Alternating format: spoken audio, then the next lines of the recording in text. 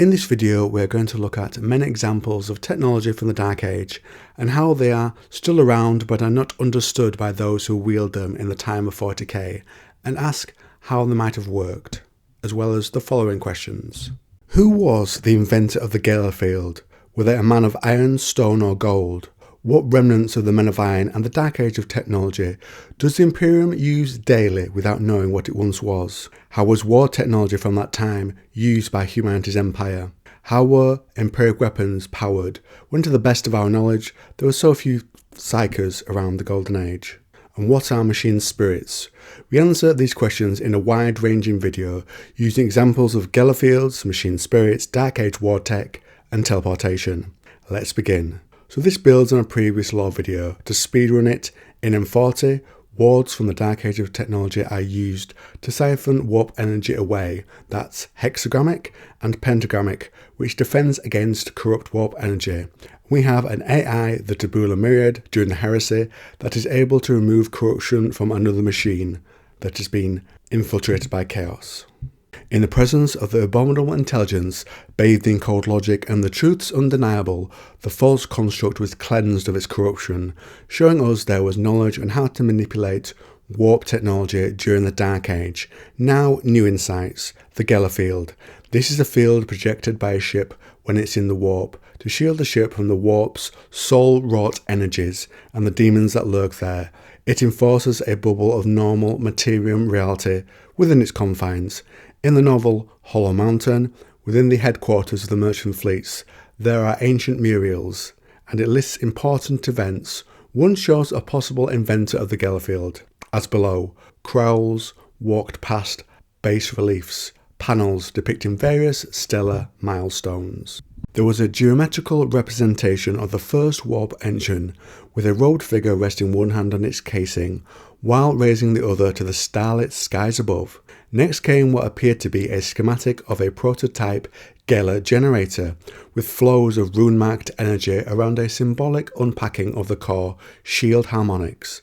The same figure was depicted there too, an austere character with sombre eyes, gesturing across the circuit diagrams as if pointing out some potent theological truth. Note the references to runes, which could easily be a standing word for wards, and geometric shapes, such as hexagrams, for example. A brief side thought: could the gellar inventor of the field and bomb have also made the warp engine? And a further side thought: could gellar have been a man of stone, as it said they were part human, part machine? We know they were involved in man's first steps into the stars, building great machines of power that send both men of stone and men of gold into the ether. That could match up very well. Anyway, back to the main topic. The ward engine was shown geometrically. Could that be the wards that were used in its creation to manipulate and open up holes in the warp? And the same idea with the runes for the gellar field. Are there more than the few types of wards we know from the Dark Age? Now, to build on this, what about other warp technology from that period? Could those wards have been used for them? Let's look at teleportation. This involves the linkage of two discrete physical points through a precisely focused gellar field. And that little excerpt is from the novel The Emperor's Finest. The field will provide protection whilst moving through the warp, and some mechanism must open a gate to the warp to move you from A to B, like the warp ships do, calculating perhaps with some Dark Age style cogitator, where the person being teleported enters and exits in the materium, say from the ship to the land. These are typically made over a short distance. That's my concept of how it works, that the people from the Dark Age use a suite or proof of wards to access and manipulate warp energies, and that this technology was used in most Dark Age technology.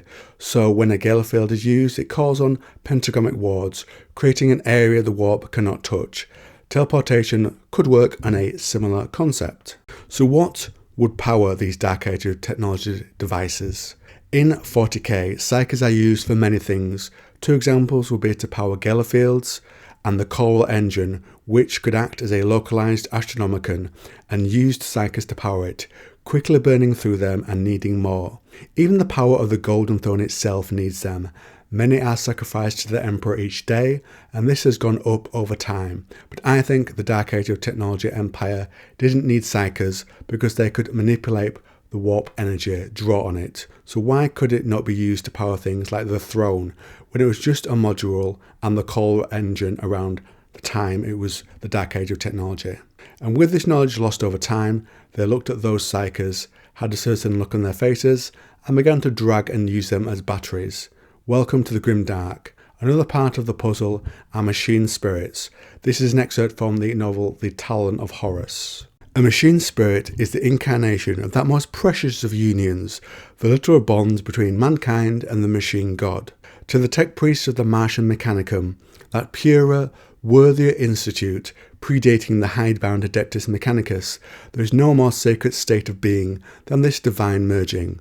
Most machine spirits are crude, limited things, formed of chosen biological components, kept alive in a synthetic chemical stew, then slave-linked to the systems they will spend eternity operating at the behest of, in loading, programming. In an empire where artificial intelligence is unrivaled heresy, the creation of machine spirits keeps the vital spirit of humanity at the core of any automated process. Now, I think that every machine that now has a machine spirit was once AI, and let me expand upon that. Like the enslaved men of iron controlled by the Dark Angels during the heresy, who've had that sentient part of them damaged enough so that they can be used in battle, i.e. lost most of their sentience but just enough left for them to be effective in battle, a lobotomized man of iron if you will.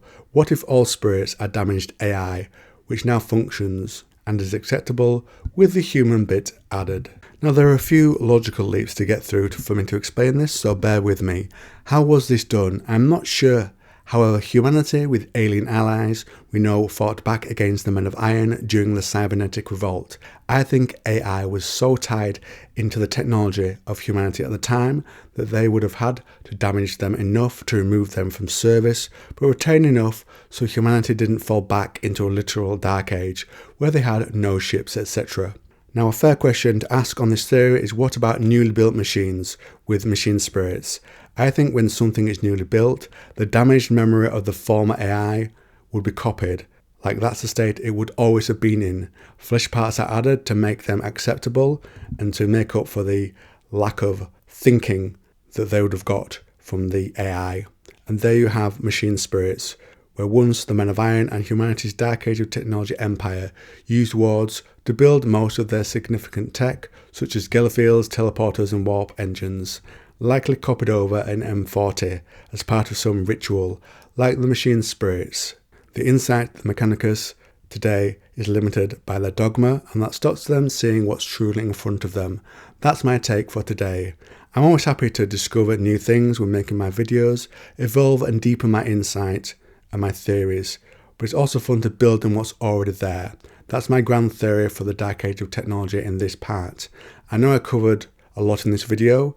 It was putting me in a ton of different directions, but I wrangled it down to what's relevant for this video, I think, anyway. So thanks for listening. Drop me a comment if you agree or disagree with my points, or see some parts you don't agree with.